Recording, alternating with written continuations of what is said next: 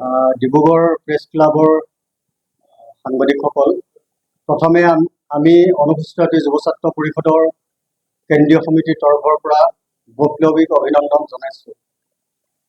এটা বিশেষ কাৰণত আজি সংবাদমেলখন আয়োজন কৰিবলগীয়া হ'ল আৰু এই সংবাদমেলখনত আমাৰ উপস্থিত আছে অনুসূচিত যুৱ ছাত্ৰ পৰিষদৰ কেন্দ্ৰীয় সমিতিৰ মই হেমন্ত দাস, কেন্দ্ৰীয় উপসভাপতি, আৰু দ্বিতীয়জন উপসভাপতি মুক্তিনাথ দাস ডাঙৰীয়া, কেন্দ্ৰীয় সাধাৰণ সম্পাদক অমৃতপান দাস ডাঙৰীয়া, আৰু কেন্দ্ৰীয় সাংগঠনিক সম্পাদক অভিজিত দাস, কেন্দ্ৰীয় সাংস্কৃতিক সম্পাদক সুমিতপ্ৰাণ দাস ডাঙৰীয়া, ডিব্ৰুগড় জিলা সমিতিৰ সভাপতি ভৱন দাস ডাঙৰীয়া, আৰু ইয়াত যোৰহাট, গোলাঘাট, ডিব্ৰুগড়কে ধৰি কেইবাখনো জিলা সমিতিৰ সদস্য উপস্থিত আছে। কথা হ'ল কি, খুব জৰুৰীভাৱে আপোনালোকক আমন্ত্ৰণ কৰি আনি এই ডিব্ৰুগড় প্ৰেছ ক্লাবৰ পৰাই কিছু আপোনালোকৰ সংবাদ মাধ্যমৰ যোগেদি আমাৰ অনুসূচিত জাতি যুৱ ছাত্ৰ পৰিষদৰ কিছু সংঘটিত হোৱা ঘটনা কিছু আপোনালোকক অৱগত কৰিবলৈ ওলাইছোঁ। আপোনালোকৰ দ্বাৰাই আমাৰ অসমৰ 40 লাখ অনুসূচিত জাতিয়ে তেখেতলোকে সকলো জানিব লাগিব, কাৰণ অনুসূচিত জাতিৰ উন্নয়নৰ কাৰণে অসমৰ 40 লাখ মানুহে, জনসাধাৰণে আমাৰ অনুসূচিত জাতি যুৱ ছাত্ৰ পৰিষদটো আগবঢ়াই দিছিল। আমাৰ চলিত বৰ্ষৰ জানুৱাৰী মাহৰ 8, 9, 10 তাৰিখে যোৰহাট জিলাৰ ঐতিহ্যমণ্ডিত মালৌখাত সতীৰাধিকা আই ক্ষেত্ৰত আমাৰ অধিৱেশনখনি 3 দিনীয়া বৰ্ণাঢ্য কাৰ্যসূচীৰে অনুষ্ঠিত কৰিছিলোঁ। যদিও সকলো ঠিকে ঠাকে আছিল, যেতিয়া সন্ধ্যা 7 বজাৰ লগে লগে আমাৰ অধিৱেশনৰ কেন্দ্ৰীয় সমিতিৰ প্ৰতিনিধি সভা আৰম্ভ হৈছিল। তাত আমাৰ ৰবুল দাস ডাঙৰীয়া, অনুসূচিত যুৱ ছাত্ৰ পৰিষদৰ বৰ্তমান সভাপতি ৰবুল দাস ডাঙৰীয়াৰ কিছু মতালিৰে তেওঁৰ কিছু সোঁৱে বা দুজনমানৰ সমৰ্থনত কেন্দ্ৰীয় সমিতিখন গঠন হৈছিলে, আৰু তেওঁ নিজৰ ববীয়াকৈ দুজনমানক মেনেজ কৰি তেওঁ নিজৰ সভাপতি আসনখন অলংকৃত কৰিবলৈ তেওঁ সুযোগ লৈছিল। আটাইতকৈ দুৰ্ভাগ্যজনক কথা, এইটো আমাৰ সংবিধানেও নকয়। আমাৰ 2016 চনৰ ফেব্ৰুৱাৰী মাহত গুৱাহাটী বি.আৰ. আম্বেদকাৰ ভৱনত প্ৰতিষ্ঠা হোৱা আমাৰ সকলো জিলা সমিতিৰ সদস্যসকলৰ উপস্থিতি প্ৰতিষ্ঠা হোৱা অনুসূচিত যুৱ ছাত্ৰ পৰিষদে আমাৰ সন্মানীয় এই অনুসূচিত জাতি যুৱ ছাত্ৰ পৰিষদটো এগৰাকী হৰ্তাকৰ্তা হিচাপে তেওঁ সকলো সময়তে সকলো বিষয়তে তেওঁ নিজৰ ববীয়াকৈ কিছুমান সিদ্ধান্ত গ্ৰহণ কৰে। আমাৰ কেন্দ্ৰীয় সমিতিৰ কোনো এজন সতীৰ্থৰ পৰা কোনো পৰামৰ্শ নলৈ তেওঁ নিজৰ ববীয়াকৈ কিছু সিদ্ধান্ত গ্ৰহণ কৰাৰ বাবে আজি তেওঁৰ কিছু বিৰোধিতাৰ আজি সংবাদমেলখন আয়োজন কৰিছোঁ। সন্মানীয় সাংবাদিক বন্ধুসকল, ইতিমধ্যে আমাৰ অন্যতম কেন্দ্ৰীয় সমিতিৰ উপসভাপতি হেমকান্ত দাস ডাঙৰীয়াই আপোনালোকক বিষয়খিনি অৱগত কৰিছে। আপোনালোকে সকলোৱে জ্ঞাত যে অনুসূচিত জাতি যুৱ ছাত্ৰ পৰিষদ অসমৰ জাতি জনগোষ্ঠীৰ এটা অন্যতম সংগঠন। অসমৰ বিভিন্ন সমস্যাৰ লগতে স্বগোষ্ঠীয় জাতিটোৰ কাৰণে বিভিন্ন সময়ত আমি আমাৰ কাৰ্যসূচী গ্ৰহণ কৰি আহিছোঁ। ঠিক তেনেদৰে চলিত বৰ্ষৰ যি কেন্দ্ৰীয় অধিৱেশন জানুৱাৰী মাহৰ 8, 9, 10 তাৰিখে যি কেন্দ্ৰীয় অধিৱেশন অনুষ্ঠিত হৈ গ'ল, তাৰ প্ৰতিনিধি সভাত আমাৰ যিজন কেন্দ্ৰীয় সমিতিৰ আগৰ যিজন সভাপতি আছিলে ৰবুল দাস ডাঙৰীয়া, তেখেতে পুনৰ নিজৰ খেয়ালখুচি মতে সেই কেন্দ্ৰীয় সমিতিৰ কেন্দ্ৰীয় সভাখন প্ৰতিনিধি সভাখন পৰিচালিত কৰি তেখেতে পুনৰ নিজেই সভাপতি পদ গ্ৰহণ কৰিলে। আৰু গ্ৰহণ কৰাৰ লগে লগে আমাৰ এজন অন্যতম আমাৰ প্ৰিয় সতীৰ্থ যোৰহাট জিলাৰ সাধাৰণ সম্পাদক অমৃতপান দাস ডাঙৰীয়াক কেন্দ্ৰীয় সমিতিত সাধাৰণ সম্পাদক হিচাপে সেই প্ৰতিনিধি সভাত সৰ্বসন্মত সিদ্ধান্ত মৰ্মে তেখেতক দায়িত্ব অৰ্পণ কৰিলে। কিন্তু দুৰ্ভাগ্যজনক বিষয় যে এই কেন্দ্ৰীয় সমিতিৰ সাধাৰণ সম্পাদক ডাঙৰীয়াক সংবিধানৰ ৯ নং দফা অনুসৰি কেন্দ্ৰীয় সমিতিৰ সাধাৰণ সম্পাদক হিচাপে সাংগঠনিকভাৱে যি চিল পেট মোহৰ কাৰ্যবিৱৰণী বহি এইসমূহ অৰ্পণ কৰিব লাগে, তেওঁ সেই সাধাৰণ সম্পাদক গৰাকীক অৰ্পণ কৰাৰ পৰিৱৰ্তে তেখেতৰ নিজা বাসগৃহত, জ্যোতিনগৰৰ অৱস্থিত নিজা বাসগৃহত তেখেতৰ ব্যক্তিগত টাংকত আমাৰ সংগঠনৰ গোটেই কাৰ্যবিৱৰণী বহীৰ উপৰিও চিল পেট মোহৰ আদিসমূহ তেওঁ তাত সংৰক্ষণ কৰি ৰাখিছে। তেওঁ নিজ মতালিৰে স্বেচ্ছাচাৰিতাৰে আমাৰ সংগঠনৰ সতীৰ্থসকলক পদে পদে ব্যৱহাৰ কৰি আহিছে। আৰু এইসমূহ আমি যেতিয়া ক'বলৈ যাওঁ, তেখেতে আমাৰ সংগঠনৰ সতীৰ্থসকলক নানা বিত্তীয় কেলেংকাৰী ক'ব, নানা কিবা অন্য কিবা বিষয়ত জড়িত কৰাই সমিতিৰ পৰা বহিষ্কাৰ কৰাৰ কাৰণে তেওঁ সিদ্ধান্ত স্বেচ্ছাই গ্ৰহণ কৰে।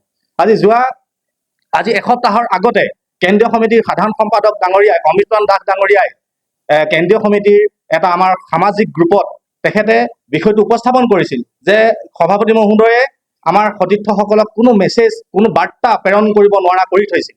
এই বাৰ্তাটো প্ৰেৰণ কৰিবৰ কাৰণে সাধাৰণ সম্পাদক ডাঙৰীয়াই যেতিয়া এই কেন্দ্ৰীয় গ্ৰুপটো মুকলি কৰিছিল, তেখেতক লগালগ ৰাতিৰ ভিতৰত 11 বজাত লগালগ তেখেতক সাধাৰণ সম্পাদক গৰাকীক অব্যাহতি প্ৰদান কৰিলে।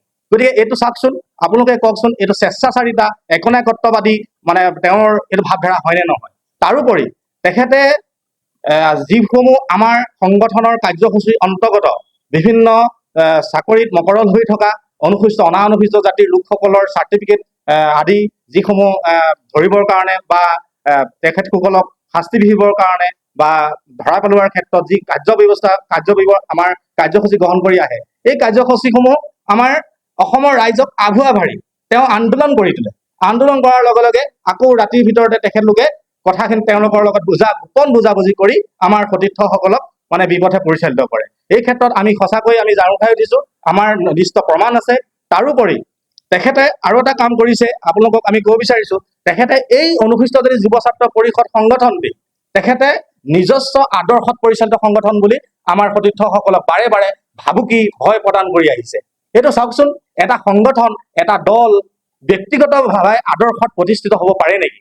তেওঁ প্ৰতিবাৰে কয় যে মোৰ আদৰ্শত এইটো পৰিচালিত সংগঠন, গতিকে মোৰ আদৰ্শৰ বাহিৰে কোনোবাই যদি ইয়াত কিবা প্ৰতিবাদ কৰে, হস্তক্ষেপ কৰে, তাৎক্ষণিকভাৱে তেখেতক বৰখাস্ত কৰিবৰ কাৰণে তেওঁ নিজেই কাৰ্যব্যৱস্থা গ্ৰহণ কৰে। ইয়াতকৈ আৰু দুৰ্ভাগ্যজনক কথা একো হ'ব নোৱাৰে। তাৰোপৰি তেখেতে আমি বিগত সময়ত দেখি আহিছো, তেখেতে এটা সময়ত অনুসূচিত জাতি ছাত্ৰ সন্থাৰো দায়িত্ব অৰ্পণ কৰি লৈছিলে।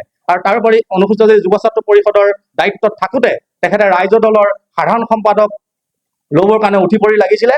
আৰু তেখেতে জোৰ জুলুম কৰি যেতিয়া আপোনালোকে জ্ঞাত যে অখিল গগৈ যেতিয়া কাৰাগাৰত সোমাই আছিল, তেতিয়া ডিব্ৰুগড়ৰ এখন সভাতেই তেখেতে সাধাৰণ সম্পাদক হিচাপে তেওঁৰ দায়িত্বটো নিজেই লৈছিলে।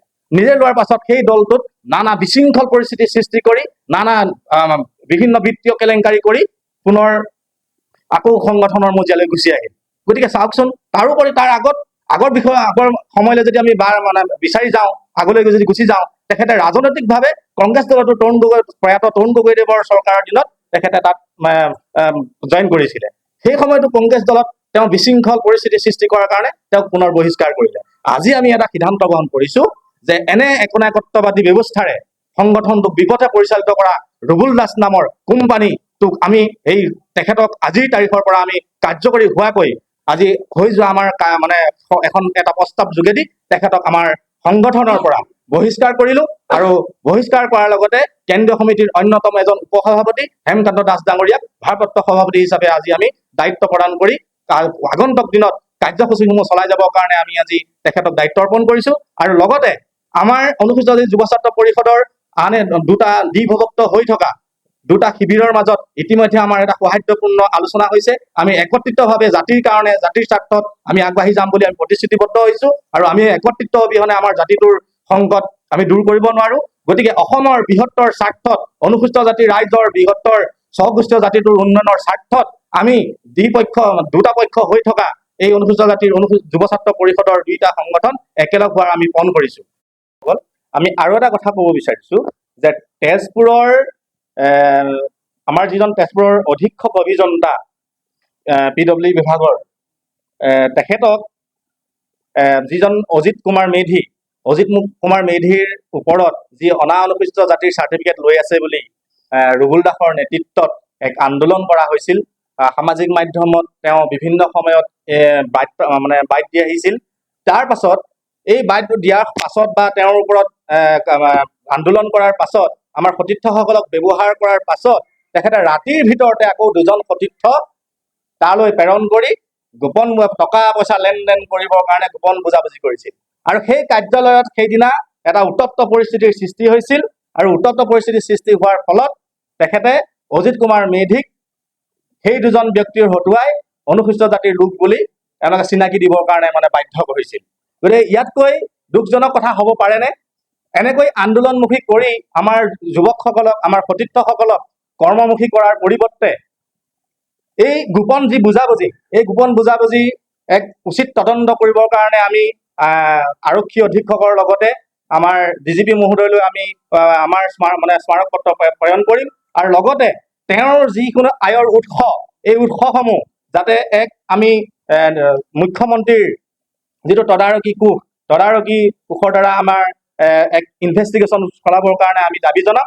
আৰু লগতে আমি আৰু এটা কথা আপোনালোকক জনাব বিচাৰিছো যে আজি এই সংবাদ মেলখনৰ যোগেদি আমাৰ যিসমূহ জিলা সমিতি আছে, প্ৰতিখন জিলা সমিতিয়ে আমাক পূৰ্ণ সমৰ্থন আগবঢ়াইছে। বিভিন্ন কাৰণত তেখেতলোক আমাৰ ইয়ালৈ আহিব পৰা নাই। ইতিমধ্যে যোৰহাট, গোলাঘাট আৰু ডিব্ৰুগড়ৰ আমাৰ সতীৰ্থসকল আছে। ইয়াৰ পাছতে তীব্ৰভাৱে আমি আমাৰ আৰু এটা ফৈদ হৈ থকা, আচলতে সেই ফৈদটো আচলতে নহ'লহেঁতেন যদিহে ৰুবুল দাসে হস্তক্ষেপ নকৰিলেহেঁতেন। আজি ৰুবুল দাসৰ কাৰণে আমি জাতিটো একত্ৰিত হ'ব পৰা নাই। তাৰোপৰি আমাৰ যি অনুসূচিত জাতিৰ কেইবাটাও 13 সংগঠন আছে বা অন্যান্য সংগঠন আছে, আমি সকলোৰে লগত একত্ৰিতভাৱে আমাৰ সংগ্ৰামখন আগুৱাই নিবৰ কাৰণে আমি আজি প্ৰতিশ্ৰুতিবদ্ধ হৈছো। তেখেতৰ কাৰণে আমি আজি আমাৰ লোকসকলৰ মাজত একত্ৰিত হোৱাত বাধাৰ সন্মুখীন হৈ আহিছিলো। দ্বিতীয় যিটো আমাৰ দিশ, আমাৰ অনুসূচিত জাতি যুৱ ছাত্ৰ পৰিষদৰ কেইবাটাও পদবী অনুসৰি বিত্তীয় আমাৰ সম্পাদক এজন থাকে।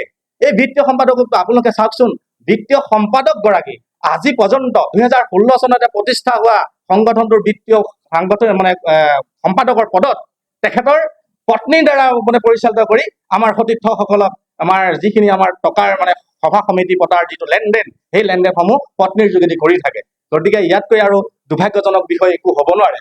গতিকে আমি আপোনালোকক আমাৰ তথ্যসমূহ প্ৰদান কৰিছো আৰু আপোনালোকে তথ্যসমূহ চাই আমি আমাৰ অনুসূচিত জাতি যুৱ ছাত্ৰ পৰিষদৰ একত্ৰীকৰণ বা আমাৰ অনুসূচিত জাতিটোক আগুৱাই নিয়াত আপোনালোকে খুব সুন্দৰভাৱে আমাৰ নিউজৰ বাৰ্তাসমূহ প্ৰেৰণ কৰিব। আৰু লগতে আমি দেখুৱাইছো, চব এইটো জ্যোতি দাস তেখেতৰ পত্নীয়ে আমাৰ সংগঠনটো পৰিচালিত কৰি আহিছে।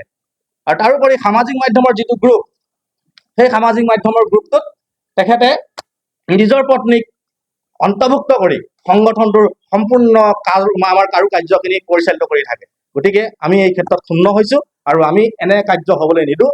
অনুসূচিত যুৱ ছাত্ৰ পৰিষদ আৰু পৈতৃক সম্পত্তি নহয়, জাতিটোৰ অস্তিত্বৰ ক্ষেত্ৰত আৰু জাতিটোৰ উন্নয়নৰ ক্ষেত্ৰত আমি মাত মাতি আহিছো। তাৰোপৰি দিল্লীৰ আমাৰ যিটো কেওটসকলক যিটো জাতিগত অনুসূচিত জাতিত অন্তৰ্ভুক্ত হ'বৰ কাৰণে যি আমাৰ চৰকাৰে ব্যৱস্থা গ্ৰহণ কৰিছে বুলি আমাৰ বাতৰি প্ৰকাশ পাইছিল, এই বাতৰিটোৰ ওপৰত আমাৰ কেন্দ্ৰীয় সমিতিৰ সাধাৰণ সম্পাদক ডাঙৰীয়াই ক'ব যে কেওটসকলক যি দিল্লীৰ যিটো আমাৰ উচ্চতম ন্যায়ালয়ত PIL যিটো দাখিল কৰাৰ সন্দৰ্ভত এইটো যে মিছা গুক্কাত বিষয়। এইটো দিল্লীত তেওঁ ফূৰ্তি কৰিছেগে, নানা তামাচা কৰিছেগে। গতিকে তেনেকুৱা ধৰণৰ ক্ষেত্ৰত আমি পিছত গম পাইছো যে তেওঁ PIL কৰিছে বুলি সমগ্ৰ অনুসূচিত জাতিৰ লোকসকলক আভুৱা ভাৰি মানি আমাৰ জাতিটোক এটা ধ্বংসৰ মুখলৈ ঠেলি দিছে। গতিকে আমি তীব্ৰ আশা গৰিহণা দিছো আৰু আজিৰ তাৰিখৰ পৰা অনুসূচিত জাতি কেন্দ্ৰীয় সমিতিৰ অন্যতম উপসভাপতি হেমকান্ত দাস ডাঙৰীয়াক আমি ভাৰপ্ৰাপ্ত সভাপতি হিচাপে আমাৰ কাৰ্যভাৰ পৰিচালনা কৰি যাব আৰু লগতে সাধাৰণ সম্পাদক অমৃতৱান দাস ডাঙৰীয়াই আমাৰ সাংগঠনিক কামসমূহ সম্পাদক হিচাপে পৰিচালিত কৰি যাব। আমাৰ দুই উপসভাপতিদ্বয়ে আপোনালোকক এই ৰুবুল দাস বুলি কোৱা স্বয়ম্ভূ সভাপতিজনৰ যিসমূহ কৰ্মকাণ্ড তাৰ বিষয়ে আপোনালোকক অৱগত কৰিছে। মই আপোনালোকক এটা বিশেষ বিষয় ক'বলৈ বিচাৰিছো। যিহেতু ৰুবুল দাস এজন পেচাদাৰী আন্দোলনকাৰী। তেওঁ এই বৰ্ষৰ মাৰ্চ মাহৰ আপোনাৰ যেতিয়া অসম চৰকাৰে বাজেটখন প্ৰস্তুত কৰিছিল, সেই বাজেটখনত তেওঁ কৈছিল যে অসম চৰকাৰে প্ৰস্তুত কৰা বাজেটখন এখন গৰু বিষয়ক ৰচনা। কিন্তু এই কথাটো কৈ পেলাই ৰুবুল দাসে অনুসূচিত জাতিৰ লোকক অনুসূচিত জাতিৰ নামত কোনো অসম বাজেটত কোনো স্কিম নাই দিয়া বুলি তেওঁ অনুসূচিত জাতি ৰাইজক বিপথে পৰিচালনা কৰিছিল, আমাকো বিপথে পৰিচালনা কৰিছিল। এই কাৰ্যক আমি আজি আপোনালোকৰ মাধ্যমৰ যোগেদি আমি গৰিহণা দিছো। আৰু লগতে আমি এটা কথা ক'ব বিচাৰিছো, তেওঁ এটা আন্দোলন কৰিছিল, তেওঁ অসম অনুসূচিত জাতি উন্নয়ন নিগমত নুপুৰ সাহা, বিতৰ্কিত ঠিকাদাৰ নুপুৰ সাহা আৰু সঞ্চালিকা তুলসী নাথৰ বিৰুদ্ধে। এই আন্দোলনটোত তেওঁ কি কৰিলে, এতিয়া আন্দোলনটো গাপ দিলে। কেনেকৈ গাপ দিলে সেইটো হয়তো আমি সন্দেহ প্ৰকাশ কৰিছো যে নুপুৰ সাহাৰ লগত তেওঁ এক গোপন অংকৰ ধনৰ বুজাবুজি কৰিছে। লগতে শেহতীয়াকৈ যোৰহাট বিজ্ঞান আৰু প্ৰযুক্তিবিদ্যা প্ৰতিষ্ঠানত তেখেতে আন্দোলন কৰি চন্দনা দেৱ নামৰ এগৰাকী ভুৱা অনুসূচিত জাতিৰ সহকাৰী অধ্যাপকৰ বিৰুদ্ধে তেওঁ আন্দোলন কৰি শিক্ষানুষ্ঠানখনৰ পৰিৱেশ বিনষ্ট কৰিছিল। এই পৰিৱেশ বিনষ্ট কৰি তেওঁ শান্ত নাথাকি পৰিৱেশ বিনষ্ট কৰাতে তেওঁ শান্ত নাথাকি পেলাই তেওঁ শিক্ষানুষ্ঠানখনত বিভিন্ন আন্দোলনৰ কাৰ্যসূচী গ্ৰহণ কৰিছিল। কিন্তু এই কি হ'ল, এতিয়া সেই সকলো ফুটুকাৰ ফেন চন্দনা দেৱে দম ভালি মাৰি পেলাই যোৰহাট বিজ্ঞান আৰু প্ৰযুক্তিবিদ্যা প্ৰতিষ্ঠানত খুব উদ্যমেৰে তেখেতৰ অধ্যাপিকাৰ কাম কৰি আছে। গতিকে আমি গোটেই বিষয়বিলাকক আমি গৰিহণা দিছো আৰু আমি অসম চৰকাৰক দাবী জনাব বিচাৰিছো যে এই ৰুবুল দাস বুলি কোৱা ব্যক্তিজনৰ বিৰুদ্ধে অসম চৰকাৰে অসমৰ প্ৰভাৱশালী মুখ্যমন্ত্ৰী ডক্টৰ হিমন্ত বিশ্ব শৰ্মা, অসমৰ সামাজিক ন্যায় আৰু সবলীকৰণ মন্ত্ৰী পীযুষ হাজৰিকা ডাঙৰীয়াই এক ব্যৱস্থা গ্ৰহণ কৰিব। মই আৰু এটা বিষয়ৰ ওপৰত আপোনালোকক ক'ব বিচাৰিছো, যিহেতু অনুসূচিত কেওটসকলক অনুসূচিত জাতিত অন্তৰ্ভুক্তকৰণৰ প্ৰক্ৰিয়া আমি সম্পূৰ্ণ বিৰোধিতা কৰিছো। আমি অসম চৰকাৰক দাবী জনাইছো যে কেওটসকল কোনো কাৰণতে অনুসূচিত জাতিত অন্তৰ্ভুক্তকৰণ হ'ব নালাগে। ইতিমধ্যে আমি বিভিন্ন পৰ্যায়ত আমি আন্দোলনৰ কাৰ্যসূচী অব্যাহত ৰাখিছো। শেহতীয়াকৈ আমাৰ এই সদ্য বহিষ্কৃত সভাপতি ৰুবুল দাসৰ নেতৃত্বত আমি দিল্লীত এটা উচ্চতম ন্যায়ালয়ত এটা PIL আবেদনৰ বাবে গৈছিলো। কিন্তু অতি আশ্চৰ্যজনক বিষয়, যিহেতু চৰকাৰী কোনো নটিফিকেশ্যন নোলোৱালৈকে কোনো PIL আবেদন হ'ব নোৱাৰে। এই আমাকো ৰুবুল দাসে বিপথে পৰিচালনা কৰিছে যে এইটো PIL হৈছে বুলি, কিন্তু পিছত বুজি পোৱা গ'ল যে এখন কোনো PIL ইয়াত কেছ নাম্বাৰ নাই। গতিকে তেওঁ উচ্চতম ন্যায়ালয়ত PIL কৰিম বুলি এখন আবেদন আছে। যদি কিবা কাৰণত কেওট সম্প্ৰদায় অনুসূচিত অন্তৰ্ভুক্ত হয়, তেতিয়া উচ্চতম ন্যায়ালয়ত তেওঁ PIL কৰিম বুলি তেওঁ মানে এখন পত্ৰহে প্ৰেৰণ কৰিছে। গতিকে আমি অনুসূচিত জাতিৰ ৰাইজক এই বিপথে পৰিচালিত কৰা কাৰ্যকো আমি আমাৰ আজি এই আপোনালোকৰ মাধ্যমৰ যোগেদি আমি ৰুবুল দাসক আমি গৰিহণা দিছো। আপোনালোকক আগতে এটা কথাৰ বিষয়ে অৱগত কৰিছো যে যেতিয়া আমি এই ক্ষেত্ৰত জিলা সমিতিৰ সভাপতি সম্পাদকসকলক আমি এই ক্ষেত্ৰত যদি আমি ইয়ালৈ আজি মাতিবৰ কাৰণে ব্যৱস্থা কৰিছিলো, তেখেতলোকে আমাক বিভিন্ন কাৰণত আহিব নোৱাৰিলে আৰু ৰুবুল দাসে মানে তৎকালীনভাৱে তেখেতলোকক মানে বহিষ্কাৰ কৰিবৰ কাৰণে উদ্যত হৈ যায়। গতিকে আমি আজি কেন্দ্ৰীয় টীমটোহে আজি ডিব্ৰুগড় জিলা সমিতিৰ উদ্যোগত কেন্দ্ৰীয় টীমটো মানে আমাৰ যিসকলে আমাৰ এই ৰুবুল দাসৰ বিৰুদ্ধে আমি ওলাই আহিছো। গতিকে ডিব্ৰুগড় জিলা সমিতিৰ নেতৃত্বতহে বা উদ্যোগতহে আমি আজি বিষয়টো ডিব্ৰুগড়ৰ পৰা আৰম্ভ কৰিছো। ইয়াৰ পাছত আমাৰ পৰ্যায়ক্ৰমে বিভিন্ন জিলাসমূহত আমাৰ প্ৰেছ মিটসমূহ মানে আৰম্ভ কৰি যাম। আছিলে আপোনাৰ প্ৰথম সংবিধান মানে যিখন অধিৱেশনত আপোনাৰ 14 জনী আছিল, তাৰপৰা ইতিমধ্যে ৰুবুল দাসে 3 জনক অব্যাহতি দিছে। বৰ্তমান 11 জনীয়া। 11 জনীয়ে আমাৰ 5 জন আছো, এতিয়া 2 জন উপসভাপতি আছে, সাধাৰণ সম্পাদক হিচাপে মই আছো, সাংস্কৃতিক সম্পাদক আছে, সাংগঠনিক সম্পাদক। আৰু তাৰে মানে দুজন আপোনাৰ এজন খুৰাকৰ পুতেক আৰু এজন খোলখাটিয়েক। গতিকে সিহঁত দুজনকতো অনাৰ কোনো আমাৰ ব্যৱস্থাই নাথাকিব। গতিকে এইটো এটা তোমাৰ সম্পূৰ্ণ পৰিয়াল কেন্দ্ৰিক কৰি আছে। তাৰোপৰি যিটো বিত্তীয় বিভাগটো সম্পূৰ্ণ তেখেতৰ পত্নীৰ দ্বাৰাই মানে পৰিচালিত কৰাই আছে। বিত্তীয় বিভাগটো তেখেতৰ পত্নীৰ নামত আছে, মানে